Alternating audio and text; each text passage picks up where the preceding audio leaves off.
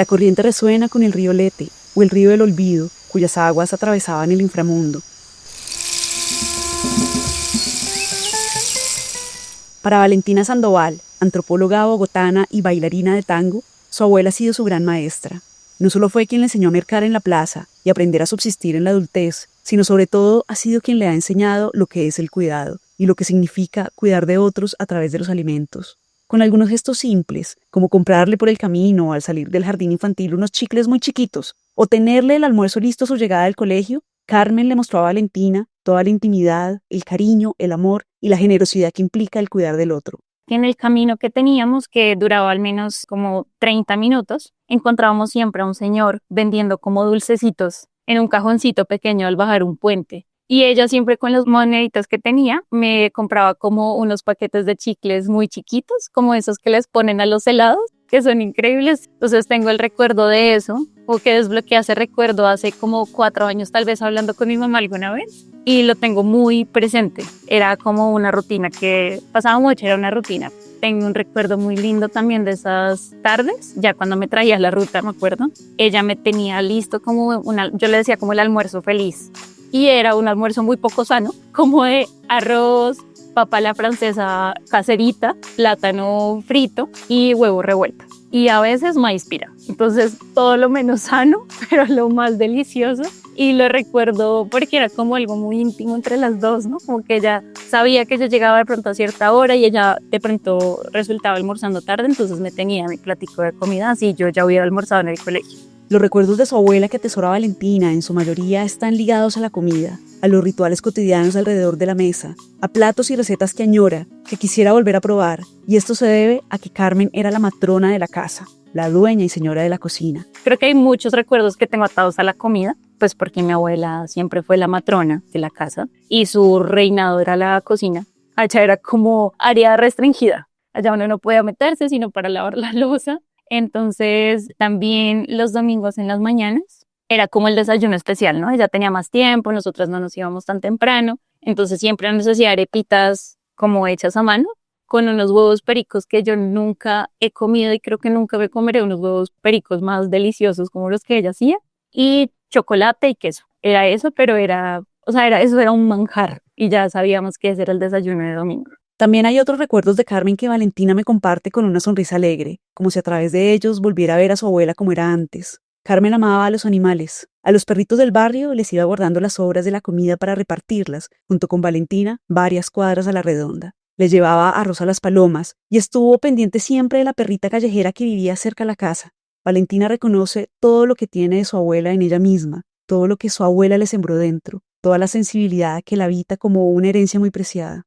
He intentado hacer la retrospectiva de esa conexión mía como con el medio ambiente, con los animales, y creo que mucho viene de esa sensibilidad de mi abuela.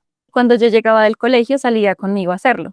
Entonces decía, vamos a darle el arroz a las palomitas o a este perrito que vive en la calle y se la pasa allí en el parque. Ella tenía esos gestos, o sea, ella no sabe todo lo que me sembró desde pequeña, ¿no? Y era muy tierna con los animales. Ella se encariñó de hecho mucho con una perrita que vivía muy cerquita y la acompañó quizás por unos 10 años. Ella era una perrita callejera, pero le tenía su apodo, la perrita la conocía, bueno, era una relación súper linda. Tengo recuerdos muy atados a la comida, o sea, todo, su sazón. Yo actualmente no como carnes, pero volvería a comer carne para comerme una sobrebarriga sudada de mi abuela. O sea, eso no lo dudo, si ella pudiera volver a cocinarla. Su pollo sudado, las sopas que hacía, o sea, era muy rico. Y la recuerdo siempre como una mujer muy noble. Digo que la recuerdo porque aunque ella está acá, estoy viviendo otra versión de mi abuela en este momento, ¿no? Otra faceta, otro momento que se marca como un capítulo muy distinto de su vida. Esta otra faceta que Valentina está viviendo con Carmen se traduce también en una inversión de los roles del cuidado. Su abuela la cuidó en su niñez, durante su adolescencia y entrada a la vida adulta. Ahora Valentina, junto con su mamá, cuidan de Carmen, la acompañan, la bañan, la alimentan, la visten. Toda la bondad que Valentina recibió de su abuela en los actos de cuidado, Valentina y su madre los hacen recíprocos, los devuelven con amor. La recuerdo en su lucidez como una mujer muy bondadosa, de pocas palabras, muy dura también, pero muy tierna en muchos gestos también. ahora que entiendo yo la dimensión también de lo que significa cocinar para alguien, atender la casa, sostener la casa, pues yo pienso que más acto de bondad que eso, de recibirme a mí con un plato de comida siempre, despertarse y que ella ya le esté ofreciendo a uno el tintico con panela. Ella me mantuvo sana básicamente en la universidad. Si no hubiera sido por ella, yo no sé qué hubiera comido porque yo no tenía tiempo para cocinar. Entonces ella era la que me hacía el desayuno si yo salía a las 5 de la mañana, la que me hacía el almuerzo y me lo empacaba, la que me insistía para que comiera cuando llegaba tarde en la noche. Todos esos actos de cuidado, pues, ¿qué más puede ser la bondad que eso? Que cuidarme y acompañarme en la vida como con esa paciencia y como con esa presencia.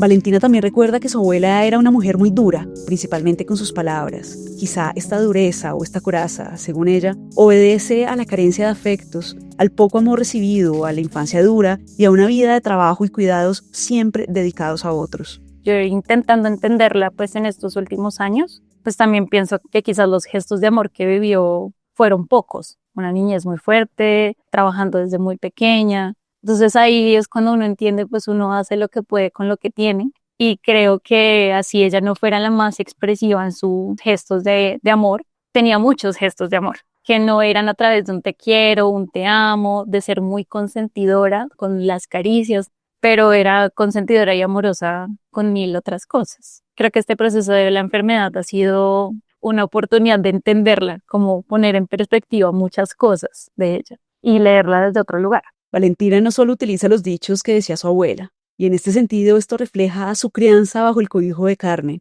Su abuela materna también le heredó a su nieta el pararse fuerte, sin miedo al que dirán, sin temor a defender una postura o una posición. Carmen también le enseñó a Valentina a ser resiliente. Y un chiste que me hace una amiga que di que creciste con abuelos sin decir que creciste con abuelos, porque yo digo muchos dichos. Entonces ella tenía un montón de dichos y como de reproches para la gente y a veces cuando me salen digo, uy, sí, ella definitivamente estuvo ahí. Creo que esas cosas, creo que mucho sobre el ser mujer, sin duda, pues viendo a mi abuela y a mi mamá, pero no solo como para seguir el ejemplo de ella, sino también siendo no sé, como un ejemplo de como una mujer con tesón, con mucha resiliencia y también como muy parada por defenderse, aún con la voz restringida que le permitía su contexto. Pero en medio de todo, yo ahora entiendo también cómo su forma a veces de ser tan dura y tan seca era un poco una forma de protección. Entonces ella también me enseñó un poco a pararme duro por algunas cosas, sin miedo a hacer la vida como diosa, que no es tan fácil, pero yo ahora lo pienso y digo, bueno, mi abuela me enseñó eso. Y aún así, con una vida difícil, hubo momentos de felicidad, de goce, de compartir más allá de la familia, de repartir los afectos con las amigas, de permitirse un escape de los dolores acumulados. Cuando podía y cuando Valentina estaba de vacaciones, Carmen se llevaba a su nieta al barrio Egipto, en pleno centro de Bogotá, para encontrarse con sus amigas, esa familia que uno construye, que cuida y que es tan importante como la de sangre. Y yo tengo un recuerdo muy lindo que ahora me parece hermoso, que mi abuela, cuando yo estaba en vacaciones especialmente, ella me llevaba a ver a sus amigas. Y a mí me daba una jartera impresionante porque pues yo iba a escuchar a tres viejitas hablando de temas que no me interesaban, de chismes de las mismas personas que yo no conocía y yo era la única niña. Pero mi abuela pues aprovechaba cuando estaba en vacaciones porque ella ya no podía salir tanto sola. Entonces la niña está de vacaciones, pues me la llevo. Y antes de vivir en donde vivimos en el barrio Egipto. Yo vivía allá hasta mi primer año de vida y mi abuela vivió toda la vida allá, ¿no? Entonces el paseo era hasta el centro de la ciudad, hasta arriba, la loma, muy cerca de la iglesia de Egipto. Como yo ahora pues pienso en mis amigas y digo, pucha, ese es un núcleo de la vida que uno va construyendo y que es oro, es la familia que uno va construyendo. Y yo ahora pienso en esos momentos que mi abuela tomaba como excusa para llevarme y pienso, uno, qué fortuna haber podido presenciar eso, que mi abuela tenía al menos un pedacito de su vida distinta, que tenía una red de personas que así no se pudieran ver mucho existía y que me reafirma hoy, sí, estos espacios que yo he construido son para cuidarlos, porque son escasos. Con los años llegaron los achaques, la soledad, la artrosis, la osteoporosis y llegaron las caídas y las fracturas. Toda su vida, desde que era niña, Carmen la dedicó al cuidado de otros. Trabajó en casas ajenas hasta entrados sus 60 años. Luego asumió la crianza de su única nieta como su tarea principal, su norte en la vida. Con los años Valentina creció y su abuela comenzó a sentirse sola, encerrada. Por la osteoporosis, los huesos de Carmen son como de cristal, muy frágiles y vulnerables a cualquier caída. La primera caída, hace más o menos unos 4 años, le trajo a Carmen una fractura de cadera. Y este fue un hecho que desencadenó en el deterioro de su salud y de su memoria. Luego vino otra caída con fractura de vértebras, y hace un año una caída que le fracturó el cigomático. La pérdida de memoria también avanzaba, y también avanzaron algunos delirios que llegaron inicialmente con la desubicación que le produjeron las hospitalizaciones. A Carmen le gustaba la calle, el movimiento, pero con las fracturas también llegó la quietud y el golpe emocional de sentirse encerrada. A ella le encantaba ir a caminar, ella se daba sus paseos con las amigas que más o menos hizo en el barrio y un hermano y una cuñada que vivían cerca. Daban sus paseos por acá y se iban mediodía. Bueno, o sea, mi abuela era súper callejera. Le encantaba el bochinche, le encantaba donde estuviera el montón de gente, siendo del barrio Egipto. Pues mi abuela era fan número 1 del 6 de Reyes y aún viviendo lejos de Egipto, ella exigía que el 6 de Reyes estuviéramos allá. ¿Y a qué? A tomar chicha, porque amaba la chicha, a comer picada y a tomarse una cervecita con las amigas. Y con el encierro y el deterioro propio de la edad, llegó la inversión de los roles de cuidado. Las caídas, que es un golpe emocional muy fuerte, pero también el cuerpo te pasa mucha factura, porque ya no se recupera igual. Entonces empezó con una caída, se fracturó en la cadera, y luego de eso vino caída tras caída. Después de la primera, tal vez un año de diferencia hasta la siguiente, pero pues la primera fue muy exigente. Ahí fue donde los roles se invirtieron. O sea, yo sabía cocinar algunas cosas, pero pues como mi abuela era dueña de la cocina, no tenía como oportunidad de cocinar tanto, más como ciertas cosas por sobrevivir. Pero pues cuando pasó eso, ahí fue que aprendí a cocinar en serie, pero no solo a cocinar, ¿no? No solo hacer una receta, otra, sino lo que es atender la cocina y lo que es atender a otros con un plato de comida. De crecer bajo el cuidado de una abuela muy activa, Valentina, junto con su madre, presencia el deterioro de la salud de Carmen, el marchite de su cuerpo acostumbrado al trabajo, su pérdida de la conciencia y de su memoria. Valentina vive una faceta diferente de su abuela. Yo creo que ahorita estoy viviendo una faceta de mi abuela que últimamente me gusta pensar que es como si estuviera compartiendo con la niña que yo no conocí, que fue ella. Puedo intuir que nunca fue una niña a la que consintieron, a la que le entregaron amor. Y creo que hoy vivo una parte de la niñez de mi abuela así, ¿no? Es una niña, a veces es una bebé. Y desde esa conciencia intento pues un poco entregarle ese amor, porque ahorita sí, ya tiene la conciencia de una niña, pero que igual tiene toda la trayectoria de una adulta. Entonces es un estado, es difícil de digerir. Para mí es extraño, yo siento que a uno le pone como la vida así de frente, un montón de confrontaciones. ¿Qué es ser adulto? ¿Qué es envejecer? Es como un poco observar ese ciclo de la vida, de cómo esa ruedita, como si la vida iba acá dando la vuelta, se vuelve a encontrar con ese punto inicial y parecen muy similares, se entrecruzan mucho, pero pues también tiene la madurez y las vivencias de una adulta que vivió muchas cosas muy duras y que atravesó una vida muy dura con una resiliencia gigantesca. Entonces mi abuela ha sido mi maestra más grande y yo no tengo duda hoy.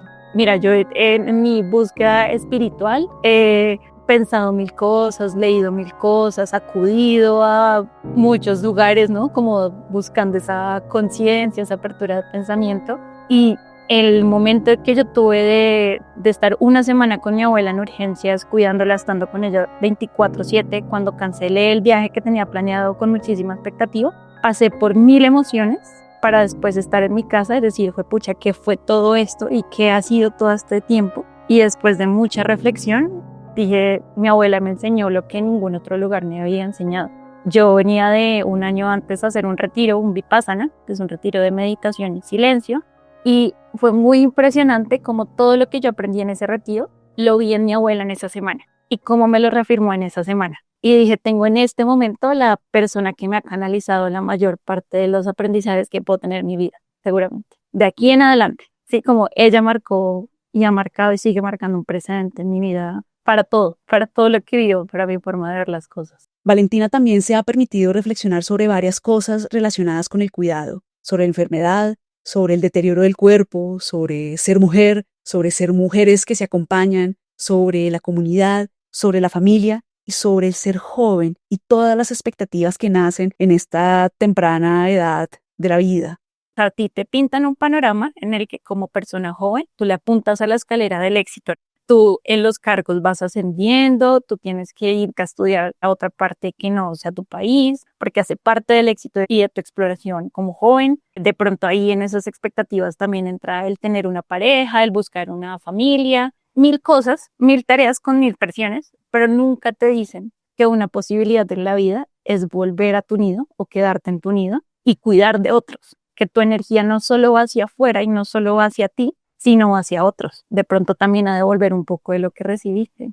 O sea, ella ha sido para mí como todo un portal espiritual, emocional, de vida impresionante.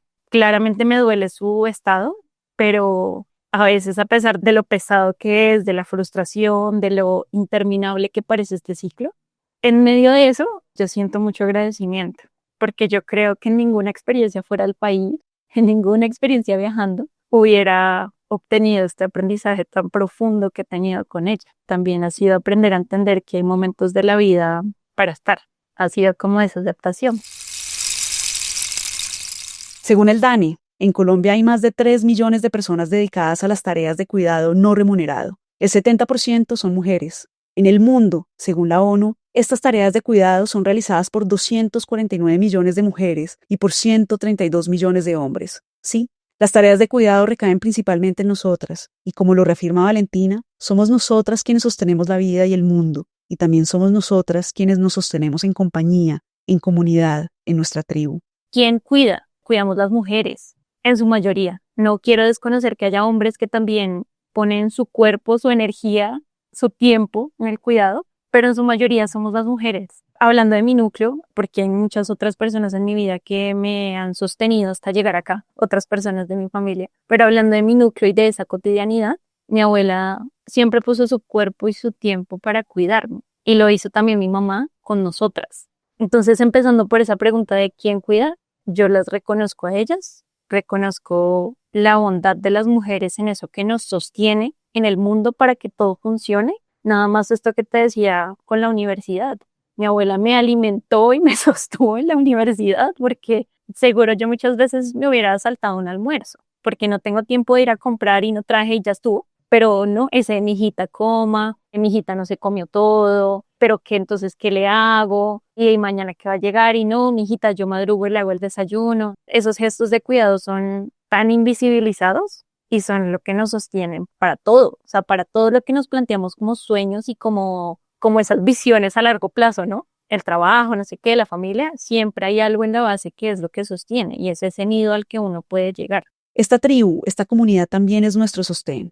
Nos permite ver las cosas, las experiencias, nuestra propia vida y nuestras expectativas en perspectiva.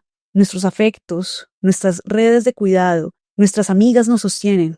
Para Valentina han sido fundamentales para aliviar las cargas, las frustraciones y los sueños suspendidos. Estos círculos o redes de afectos nos permiten a su vez valorar este presente que tenemos, este momento que es el ahora, y nos plantean la pregunta acerca de en dónde reside nuestra valía, en un trabajo bien remunerado, en los viajes que realizamos o en los afectos que cultivamos y nutrimos. Porque creo que la vida se mide entonces en los gestos más mínimos y es el estar ahí, en cuidar, en abrazar, en acompañar. Como que creo que si tuviera otras cosas y no tuviera eso, la vida no tendría mucho sentido.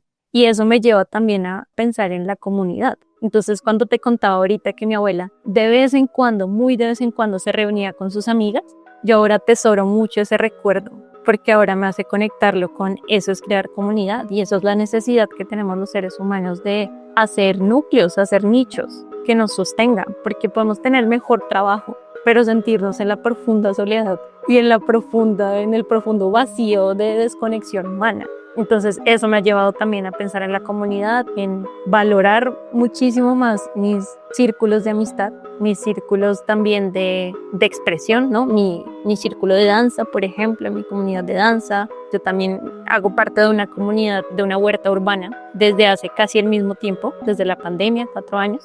Ese es otro círculo de cuidado y de comunidad que hoy es fundamental. Y hoy cuando lo pienso desde ahí, desde el centro que es mi casa, digo, es que esto, o sea, es que esto es la vida, esto es lo que yo quiero nutrir. Claro, quiero nutrir mis ámbitos profesionales, que son otras comunidades, pero los afectos es eso que nos sostiene en el mundo, no es más, ¿sí? Eso es lo que le tiene a uno el corazón también latiendo. Las reflexiones acerca del cuidado de un adulto mayor o de una persona que padece una enfermedad nos llevan a las reflexiones sobre la muerte. Valentina y su mamá lo saben muy bien. En el cuidado que le brindan a Carmen, la pregunta por la muerte está presente y es una súplica al universo, al que se pide un descanso para el ser querido y un descanso propio. Se acompaña a morir con gratitud, con mucha conciencia y presencia. Mi mamá dice mucho esto y es que la situación en la que está mi abuela es como cuidar a una niña, pero cuando tú cuidas a un niño o a una niña, tú ves un proceso en el que esa persona se va desarrollando y va como cada vez brillando más, ¿no? Sus habilidades se van desarrollando y desarrollando y es un crecimiento. Aquí tú estás acompañando en el otro sentido. Es un poco fuerte decirlo, pero uno acompaña para la muerte.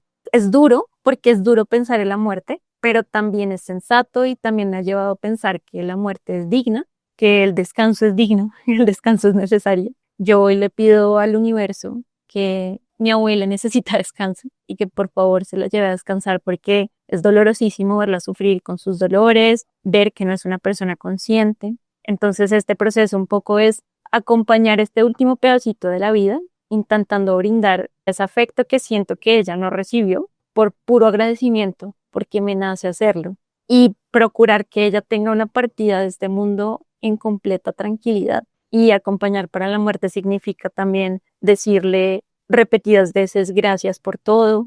Mira que también esta ha sido una oportunidad muy linda para darme cuenta que como mi abuela siempre fue tan seca y tan dura, ella nunca me decía te amo, te quiero, nada. Tenía otros gestos de amor, pero entonces yo tampoco le decía nunca te quiero, te amo. Ni, no teníamos esa relación. De hecho, yo a mi abuela la he busteado siempre. Y eso también es muy raro y yo he hecho conciencia de eso como en este tiempo solamente. Y este tiempo ha sido un momento para parar un poquito y también expresarle esas cosas que no quiero que se me queden guardadas, sino que quiero darme la oportunidad de verbalizarlas. Valentina vive este acompañamiento desde el amor. Así se lo expresa a su abuela, así quiere que sea. El amor se manifiesta en vida. Cuando empecé a decirle a mi abuela ahorita te amo, ella no me decía nada, ¿no? Era como que se quedaba en silencio, de repente me empezó a decir, en respuesta a eso. Y ahorita, pues, viéndola más en un tipo de niñez, como que me ha abierto también a expresarme más. Y eso ha sido también un cambio muy lindo en mí, como un motor de las cosas se expresan en vida. Y quizás eso me ha hecho más tierna y más cariñosa con el resto de mi entorno, porque digo, no quiero tener que llegar con las personas a las que amo al punto en el que estoy con mi abuela para tener que como obligarme a decirle te amo, te quiero, gracias por todo lo que has hecho por mí, gracias por tu presencia. Entonces ha sido un ejercicio muy lindo también de decir, bueno, este es el presente que tenemos. No sé si mañana te voy a tener acá, porque también quiero que descanses y yo también quiero descansar y quiero que mi mamá descanse, pero ya que estás acá, te amo, te quiero como a nada en el mundo y te agradezco todo lo que soy. Y es como, sí, como un regalo muy lindo que me puedo dar para mí. El trabajo del cuidado es demandante, agotador, agobiante. Hay mucho sacrificio de por medio y en palabras de Valentina, hay mucho de ti que le das al otro. En la cotidianidad, las cuidadoras dan mucho de sí, dan tiempo, fuerza, cariño, lo dan todo. Las cuidadoras se desdibujan en sus tareas de cuidado y la individualidad se pierde en el otro o en la otra a quien se cuida. El trabajo de cuidado implica poner mucho de uno, pero también sacrificar mucho de ti para darle al otro. O sea, creo que es uno de los gestos más bondadosos que quizás uno como que puede tener en la vida, porque estás prestando mucho de ti para sostener un poco lo que esa persona ya no puede hacer por sí misma. Los labios, los brazos, las piernas, para moverte, para movilizarte, para alimentarte, porque ya no puedes hacer muchos movimientos, muchas cosas básicas que haces todos los días pero que ya no puedes y que esas otras personas tienen que sustentar un poquito.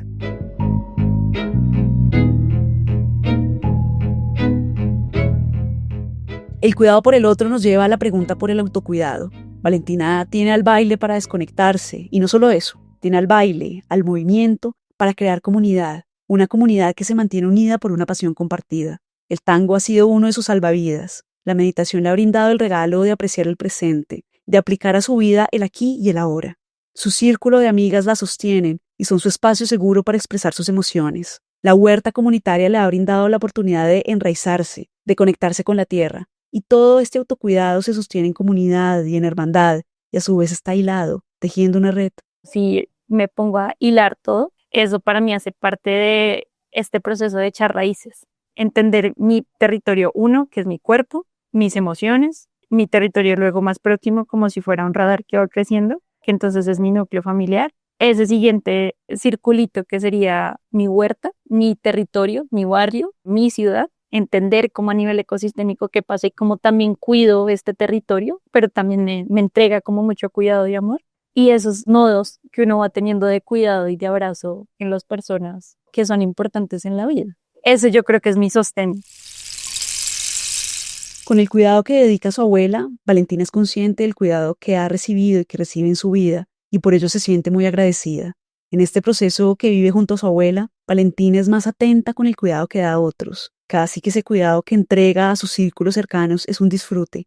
Junto con sus otras reflexiones aparece una muy valiosa acerca de la privacidad del cuidado, como algo de lo que nos falta hablar más, como algo que aún se asocia solo con lo que ocurre de puertas para adentro en nuestros hogares y no como algo que también vivimos de puertas para afuera en nuestras comunidades. Y con estas reflexiones está por supuesto la gran pregunta acerca de si las labores de cuidado, que en su mayoría realizamos las mujeres, siempre tienen que implicar un sacrificio en tiempo, en recursos, en descanso, en proyectos de vida. ¿Cuál podría ser un sistema de cuidado justo?, se pregunta Valentina. También he pensado cómo el cuidado, al menos en este país, pues está en un plano tan privado. Eso ha sido como un poco complejo porque me he preguntado cómo fue, pucha, de verdad el cuidado tiene que ser así. O sea, tiene que ser siempre un sacrificio, tiene que ser siempre un sacrificio de las mujeres. Tenemos que poner en segundo plano un montón de cosas que si bien yo aquí te he hablado de todos los aprendizajes increíbles que he tenido, pues también hay muchos sacrificios detrás y muchas preguntas también muy fuertes. Yo veo a mi mamá y veo un cansancio absurdo. Y yo digo, pucha, esos años en donde el desgaste también ha sido tan alto para ella, cuando se recupera. Y porque de repente llega un trabajo adicional, que es todo un trabajo, que es de tiempo completo, que es emocionalmente absurdamente demandante, y simplemente lo tienes que asumir porque sí, porque es que no hay más herramientas. Acceder a un servicio de cuidado profesional es carísimo, 24/7, carísimo. Si quieres acceder a un servicio en el que le prestan el servicio todo el tiempo a tu persona cuidada en un centro especial, ¿no? Como acondicionado de la mejor manera, donde vas a tener garantías, te cuesta un platal. Entonces también es un privilegio. Entonces me pregunto también mucho sobre eso. ¿Cuál podría ser un sistema de cuidado justo? Digamos que en Colombia también, yo no sé si en otros países, seguro sí, pero tenemos como este sentimiento de culpa, nada más ante la idea de mandar a los abuelitos a un hogar. Pero ¿cómo podría haber un sistema justo en el que se cuide bien a las personas, se les brinde todas las atenciones que quieran, todo el cariño que merecen, todo el cariño que necesitan, pero que también sea algo que soporte lo que necesitan los cuidadores, que te permitan también salir de esa culpabilidad, que te brinden también apoyo psicológico, que te permitan los espacios para estar, pero también tener tranquilidad de que puedes llegar a tu casa a dormir plenamente, sin que te estés sacando un ojo de la cara por pagar algo? En estas preguntas que se hace, está latente la pregunta por el papel del Estado en todo esto. Si el Estado debe garantizar nuestros derechos y debe proveernos bienestar, ¿hasta dónde debe llegar su acción cuando nos referimos al cuidado? Esa ha sido una pregunta que me ha rondado, ¿no? Como de qué manera el Estado, como garante de derechos también de bienestar, puede proveerte un lugar seguro y un proceso seguro como cuidadora y como cuidada, como persona que ahora tiene necesidades de ser sustentada porque por sus medios ya no lo es. Con mi abuela lo pienso, una persona que entregó tanto a la sociedad desde su trabajo, ¿sí? Desde su trabajo micro en los hogares, pero sostuvo muchas familias. En ese sentido, sostuvo mucho el sistema, porque el sistema no puede retribuir también de manera justa algo para ella. Por último, como buena antropóloga, Valentina no deja de reflexionar acerca de todo lo que surge cuando entre nosotras nos cuidamos y sostenemos, lo que surge en esta intimidad compartida cuando nos permitimos ser sostén y ser sostenidas. Es decir, el género siempre atravesando nuestras vivencias. Y si bien existen también hombres cuidadores, ¿en dónde están el resto de ellos permitiéndose vivir esto o acercándose a la humanidad desde el cuidado? La Corriente Resuena es una producción de Sisuma Studio. Somos Camila Polanco Pérez en la imagen de portada, postproducción y diseño sonoro, y Mariana Delgado Barón en la voz, la producción y el guión. Gracias por acompañarnos durante este 6º episodio, en el que también navegamos por las aguas del río Nemocine, que nos permite desde el Hades recordar el pasado. Síguenos en nuestras redes sociales y pasa la voz para que la corriente llegue a más lugares. Puedes escuchar nuestro podcast en Spotify y en YouTube. Recuerda que también tenemos Patreon para que te conviertas en uno o en una de nuestras mecenas.